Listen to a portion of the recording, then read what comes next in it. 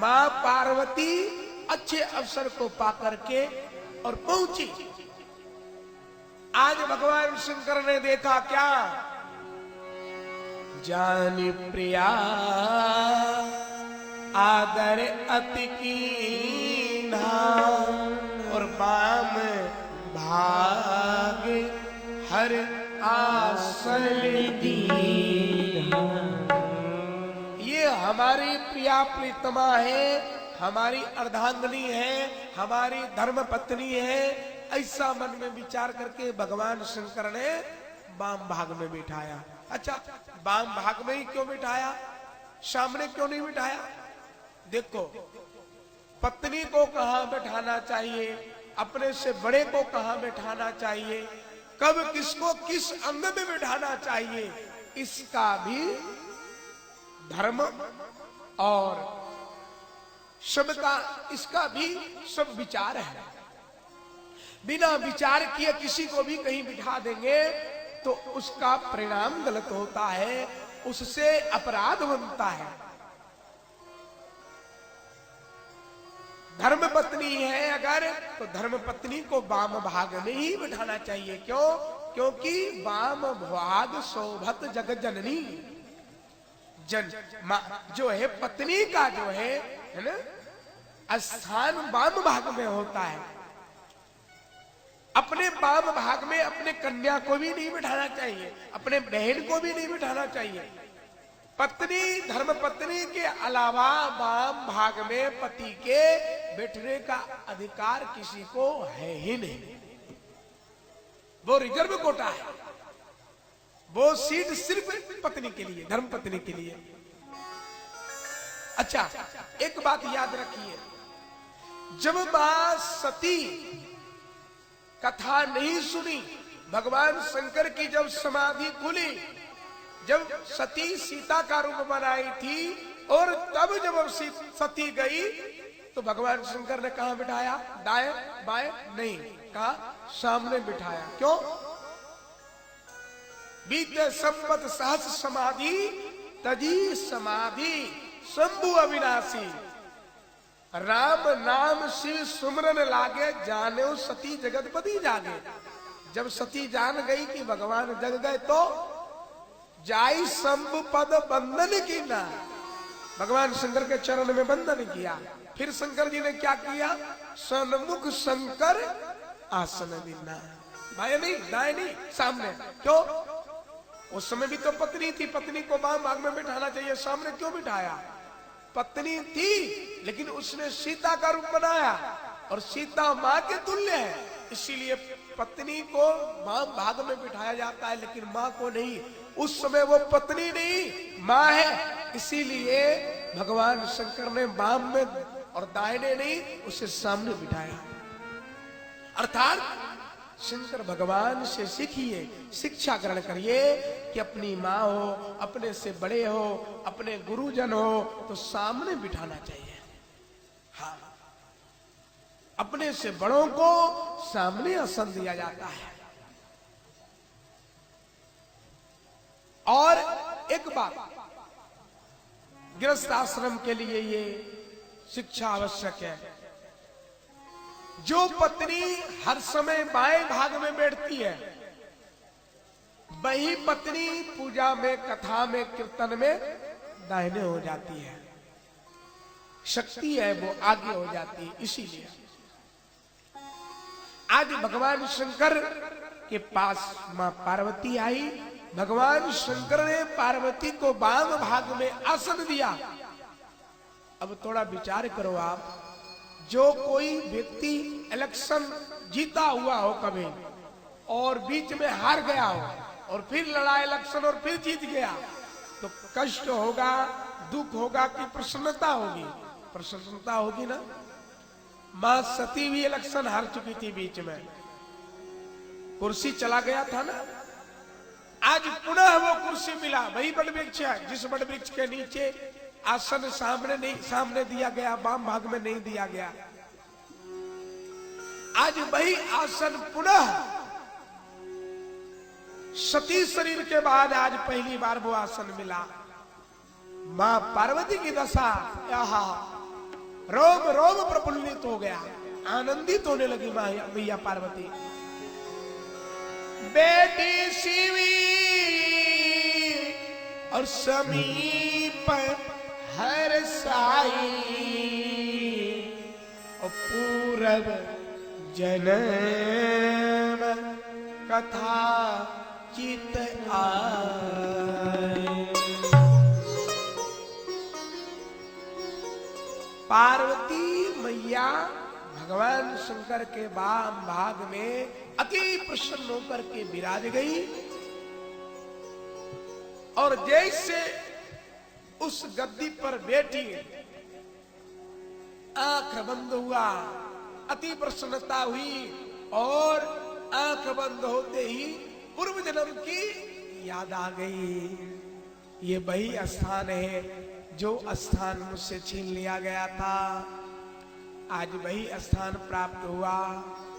तो पूर्व जन्म में सती शरीर में हम भगवान की कथा से वंचित रह गए थे, लेकिन अब इस जन्म में मुझे भगवान की कथा से वंचित नहीं रहना है, हमें भगवान की कथा को श्रवण करना है। तो कथा ये प्रारंभ कैसे होगी, भगवान शंकर सुनाएंगे कैसे? इतना आसान भी नहीं है कि भोलेनाथ कथा को सुनाने लग जाए। इस कथा को सुनने के लिए पहले भोलेनाथ को प्रसन्न करना पड़ेगा, कुछ इधर उधर की दो बातें करनी पड़ेगी। हाँ भाई कुछ लेना है? तो कुछ बात तो बनानी ही पड़ेगी। किसी से कोई चीज प्राप्त करना है तो कुछ न कुछ सेवा तो पहले देना ही पड़ेगा। मान लिया जाए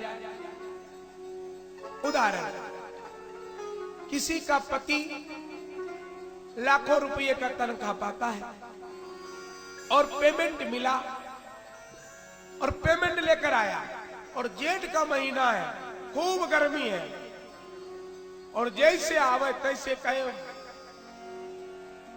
देवता आज तो पेमेंट मिल गया होगा, तनख्वाह पैसा ला, मुझे काम है। मिलेगा? हमको नहीं लगता है मिलेगा, असंभव है।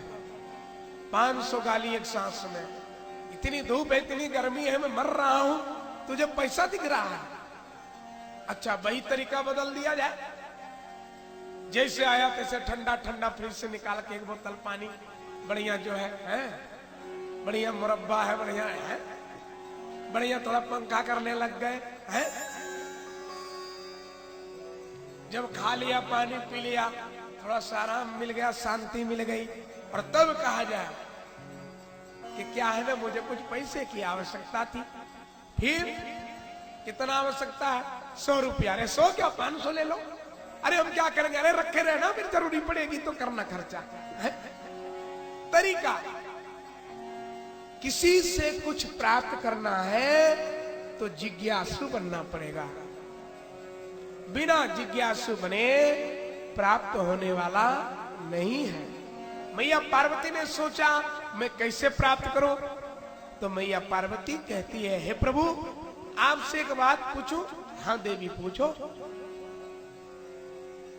आप ये बताओ, जिसके घर के आंगन में कल्प वृक्ष हो और वो दुनिया में चिल्ला चिल्ला कर कहे मैं दरिद्र हूं, मैं दरिद्र हूं, मैं भूखा मर रहा हूं, कोई मानेगा? है?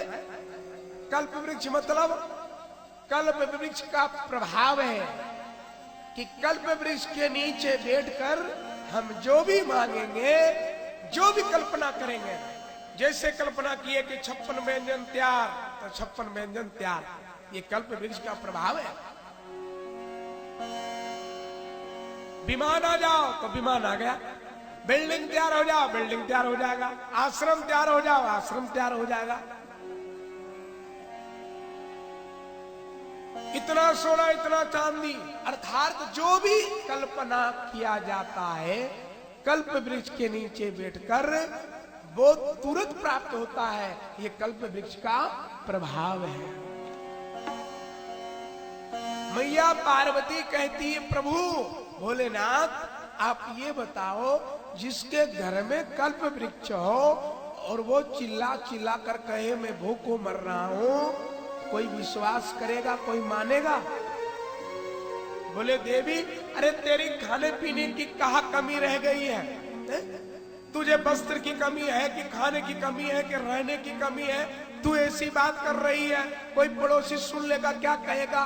भोलेनाथ अपने आप को भंडारी कहते हैं कि मैं तीनों लोकों में भोजन को बांटता हूँ, खुद घर में पत्नी रो रही है, ये तीनों लोक में क्या बांटेंगे? अरे लोग सुन लेंगे, क्या कहेंगे? चुप रहो, तुमने क्या कहा? दरिद्र, तुम किस चीज से दरिद्र हो?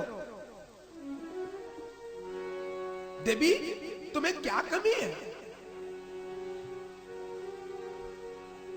अच्छा, आज मां पार्वती क्यों पूछ रही? पहले क्यों नहीं ऐसी बात कही? आज ही क्यों कह रही है? उसका भी कारण है। कथा आती है, एक दिन की बात है, श्री नारद बाबा ने मन में विचार किया, अरे बाबा भोलेनाथ तो पहले खूब संतों के पास आया जाया करते थे, खूब कीर्तन सुनाते थे, सत्संग सुनाते थे। बारे भोलेनाथ, जब से विवाह हो गया तब से ये संतों का संग ही छोड़ दिए। नारद बाबा ने मन में विचार किया, अच्छा रुको, अभी मैं कोई ऐसा उपाय करता हूं, भोलेनाथ भागते भागते फिरेंगे, अभी ये सत्संग कीर्तन मिलेंगे। तो नारद जी क्या किए, इसी अपेक्षा से घूमते घूमते कैलाश पहुंच गए। कब? पहले पता कर लिए शंकर भगवान कुटिया में कब नहीं रहते हैं, कितने बजे से कितने बजे ड्यूटी करने जाते हैं। हाँ भाई, शंकर भगवान की ड्यूटी है ना तीनों लोक में भोजन पहुंचाना। तो कितने बजे से कितने बजे तक शंकर भगवान नहीं रहते हैं पता कर लिया, और पता पा करके भगवान शंकर के कुटिया में नारद बाबा पहुंच गए। शंकर जी तो थे नहीं, पार्वती मैया थी। नारद जी ने कहा, देवी जय हो, बाबा भोलेनाथ कहाँ गए? नारद जी गुरु है ना पार्वती जी के। अरे गुरुदेव आपकी जय हो, अरे बड़ी दिन के बाद कुटिया में आप पधारे, आपको घूम जाना चाहिए था, बहुत दिन के बाद आप आए हैं, आखिर ऐसी हमसे क्या अपराध हो गई जो इतने दिन के बाद आए? नारद जी ने कहा, हो देवी क्या कहूं, आजकल गृहस्थों के यहाँ इतना कलह हो गया है, इतनी अशांति है, सो आजकल मैं गृहस्थों के यहाँ जाना आना ही बंद कर दिया। गृहस्थों के यहाँ बहुत कलह है, पति पत्नी में पड़ता नहीं है, पति पत्नी में प्रेम नहीं है, इसीलिए अब मैं जाना बंद कर लिया, इसीलिए आपके यहाँ भी अभी तक नहीं आया। मैया पार्वती ने कहा, ओ गुरुदेव, और किसी के यहाँ ऐसा होगा तो होगा, लेकिन हमारे यहाँ ऐसी बात नहीं है। कैसी बात है आपके यहाँ? बोले हमारे यहाँ तो भोलेनाथ हमको इतना मानते हैं, इतना मानते हैं कि क्या बताऊं। बोले अरे कितना मानते, कुछ प्रमाण तो बताओ, कुछ प्रमाण है? बोले हाँ प्रमाण है। बोले क्या प्रमाण है? देखो गुरुदेव, गुरु जी जो मंत्र देते हैं वो किसी को बताना चाहिए? बोले ना, हमारे भोलेनाथ हमको इतना मानते हैं कि भोलेनाथ को गुरुदेव ने जो मंत्र दिया वो भी हमें बता दिए। अच्छा, और कितना मानते हैं? बोले देखो, कोई पूजा करे, पाठ करे, ध्यान करे, और उसमें अगर कोई चमत्कार हो जाए, साधना करते समय कोई चमत्कार हो जाए, जीवन में कोई चमत्कार हो गए, भगवत कृपा हो गए, तो उसे किसी बताना नहीं चाहिए। बताने से साधना का जो सार है वो चला जाता है।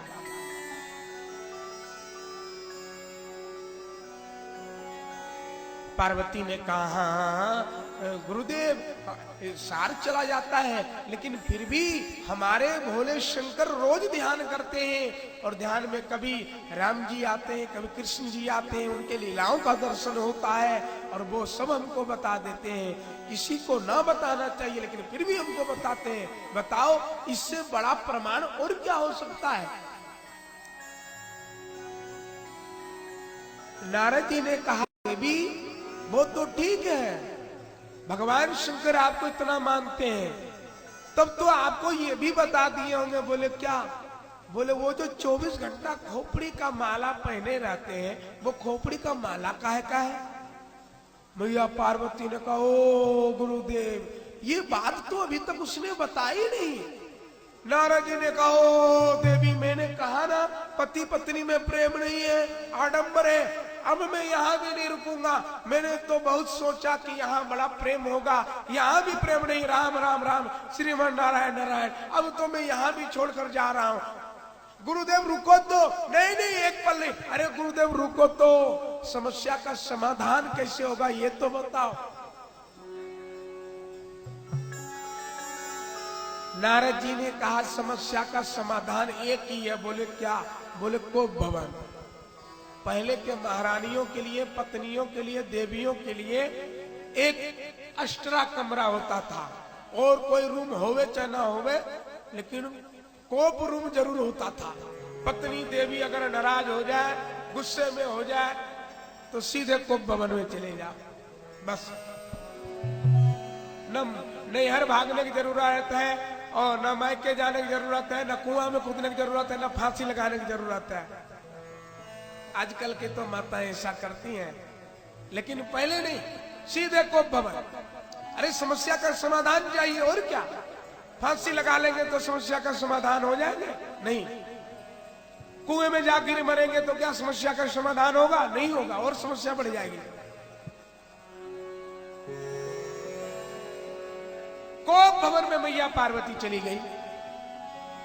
नारद जी वहां से चल पड़े। नारद जी आ रहे थे, रास्ते में मुलाकात हो गई। नारद जी ने कहा हो भोलेनाथ की जय हो। अरे मैं आपसे ही मुलाकात करने के लिए कुटिया पर आया था, बहुत देर इंतजार किया, आप आए नहीं। अच्छा हुआ रास्ते में मुलाकात हो गई। और आप कैसे? बोले ठीक है। आप कैसे? बोले ठीक है। शंकर जी ने कहा आप हमसे मुलाकात करने आए तो भेंट तो हो गए, अब चलिए कुटिया चलिए। बोले ना ना ना मैं कुटिया नहीं जाऊंगा। बोले क्यों? वो क्या है ना, और कोई दूसरा काम है, वहां जा रहा हूं, और समय मिला तो वो काम करके फिर लौटूंगा, और नहीं तो फिर कभी आऊंगा तो आऊंगा। अच्छा अच्छा अच्छा। भोलेनाथ आप जाओ। हाँ हाँ हम जा रहे हैं। हाँ भोलेनाथ एक बार क्या, बीच में कहीं गांजा बांजा के चक्कर में नहीं पड़ जाना। क्यों? क्योंकि देवी ने समाचार भेजा है कि भोलेनाथ अगर कहीं मिल जाए तो जल्दी भेजना। हाँ इसीलिए आप जल्दी जाओ। भगवान शंकर ने कहा नारद जी जहां आप पधार जाओगे वहां के लोग यादें करेंगे, आवाज कहाँ करेंगे। अब आप हमारे कुटिया पर पधारे और हमारी देवी हमको याद न करे, ये संभव हो ही नहीं सकता है। अब तो मैं कहीं रुकूंगा नहीं, ऐसे भी मैं नहीं रुकता क्योंकि आप कुटिया से आ रहे हो। अब आप तो बता दिए, अब तो कतई नहीं रुकूंगा। अब तो एक पाँव यहाँ दूसरा पाँव कैलाश में। भगवान शंकर भागते भागते भागते भागते कुटिया पर पहुंचे।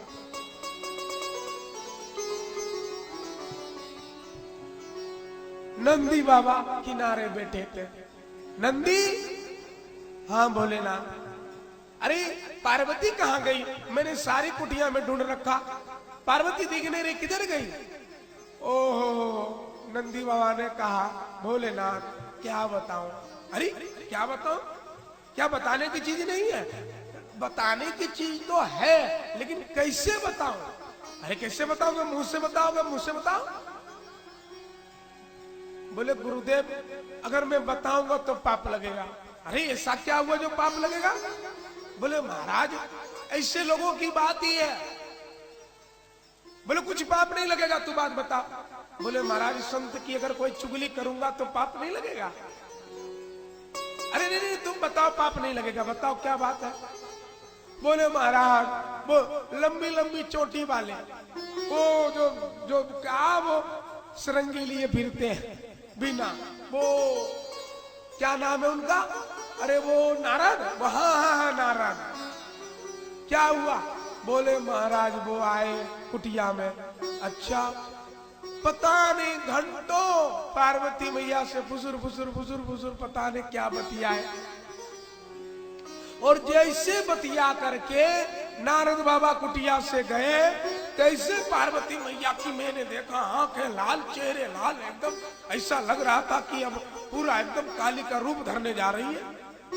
ओ फिर क्या महाराज? वो तुरंत को भवन में चली गई, हमारी ओर देखी भी नहीं। ओ जरूर कुछ गड़बड़ हुआ। अब तो जरूर कुछ गड़बड़ है। अब शंकर का करोगे, खैर नहीं है। अच्छा चलो चलते हैं। भगवान भोलेनाथ को भवन में पहुंचे। देवी क्या बात है? क्यों नाराज हो, क्यों परेशान हो? अरे मैं तुमसे इतना प्रेम करता हूं, तुमसे बताए बिना कोई काम नहीं करता हूं, और फिर तुम गुस्से में, आखिर क्या बात है? बताओ, बात बताओ। भैया पार्वती ने कहा रहने दीजिए, क्या प्रेम करते हैं आप? हमने तो सोचा आप निष्कपटी हैं, लेकिन मुझे पता चला आप कपटी हैं। आप प्रेम नहीं करते, दिखावा करते हैं। भगवान शंकर ने कहा, अरे देवी ऐसा तुम क्यों कह रही हो? क्यों नहीं कहूं? आप हर बात को छुपा लेते हैं। अरे देवी मैंने क्या छुपा लिया? कुछ कहो तो। बोलो हाँ बोलो। आप क्या प्रेम करते हैं? यही प्रेम करते हैं। ये जो खोपड़ी का माला पहने, 108 खोपड़ी का माला, आपने बताया कभी किसका है? 24 घंटा पहने रहते, कभी उतारते भी नहीं है? सब कुछ उतार देते हैं, ये खोपड़ी का माला नहीं उतारते। ये खोपड़ी माला से आपको इतना प्रेम है, आप इतना प्रेम इससे, जितना खोपड़ी की माला में उतना प्रेम तो मैंने किसी में देखा ही नहीं। इसके बारे में तो आपने बताया नहीं। क्या बताया आपने? कुछ नहीं बताया। भगवान शंकर ने कहा, देवी मैं तुमसे कितना प्रेम करता हूं, कितना प्रेम करता हूं, अगर उसका कोई प्रमाण है तो ये खोपड़ी का माला है। हाँ? आप हमसे कितना प्रेम करते हैं, उसका प्रमाण खोपड़ी का माला। सो कैसे बताऊं? हाँ भोलेनाथ, बताना पड़ेगा, अब तो बताना ही पड़ेगा। भगवान शंकर ने कहा, देवी ये खोपड़ी का माला और किसी का नहीं, ये तुम्हारा ही खोपड़ी का माला है। मेरा? सो कैसे? बोले जब जब तू मर जाती है तो मैं तुमसे इतना प्रेम करता हूं, इतना प्रेम करता हूं कि तुम्हारे बिना मुझे रहा नहीं जाता। अंत में मैं तुम्हारे शरीर को धड़ से अलग करके और ये माला में पिरो लेता हूं। तू 108 बार मरी है और 108 बार मैंने पिरो लिया है, यही 108 खोपड़ी का माला है। इतना तुमसे प्रेम करता हूं। मैया पार्वती रोने लगी। अरे क्यों रोती है? लो बता दिया तो रो रही है। क्यों रो रही?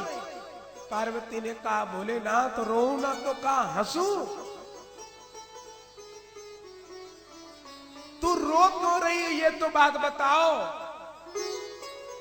पार्वती ने कहा, भोलेनाथ आपने ऐसी कौन सी बूटी खा ली? हम तो समझते थे अभी तक कि आप कपटी हैं, अब मुझे पता चला कपटी नहीं, आप महाकपटी हैं। ओ सो कैसे? अरे सो ऐसे, आपने ऐसी कौन सी जड़ी खा ली कि आप कभी मरते नहीं और मुझे बार बार मरना पड़ता है, बार बार तपस्या करना पड़ता है?